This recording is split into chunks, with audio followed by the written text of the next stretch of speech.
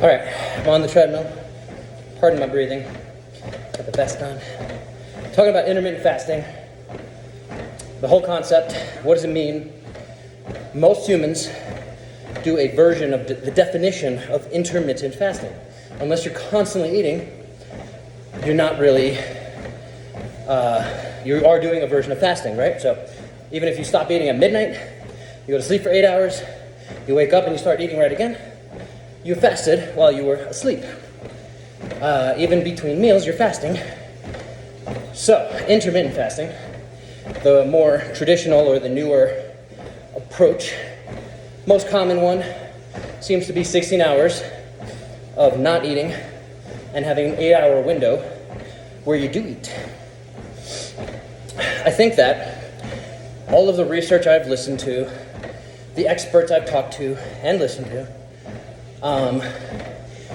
the physiology of any version of intermittent fasting, whether you do 24 hours, whether you do 3 days, is by starving the body, you are signaling certain things.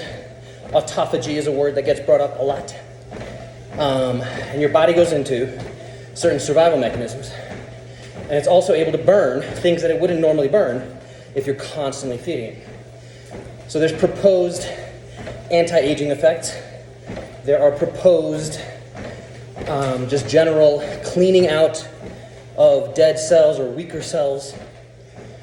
So at the end of the day, my synthesis, my big picture view of all this is there's more psychological benefit to having windows where you don't eat. The physiological benefit is that you're tricking your brain and you're committing to a plan where you have to eat and you basically end up eating less calories. So the real winner when it comes to controlling your body composition is calories in, calories out. So by limiting your window, let's say we're sticking to 16 hours of fasting, 8 hours where you can eat, you start to take food more seriously. You start to be more intentional with your food. I don't know a lot of people that choose to do intermittent fasting, keep track of their timing, and then still eat really, really shitty food. So you don't break your fast, and I'm not picking on any one particular type of fast food, but you don't tend to break your fast by going to Chick-fil-A or going to McDonald's. These are not the end-all, be-all enemies of healthy eating, and you can still do that. But by increasing the quality of the food you're putting into your body and decreasing the quantity of food you're putting into your body, this is where the majority of benefits are happening. And if intermittent fasting is a tool that helps you get there, it's really nice and simple. You end up eating less, so you're actually saving money in some ways.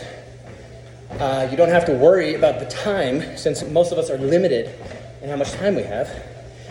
Overall, the concept of intermittent fasting has many, many benefits. So this is the simple, short, under 4-minute version of intermittent fasting. Let me know if you have questions on that.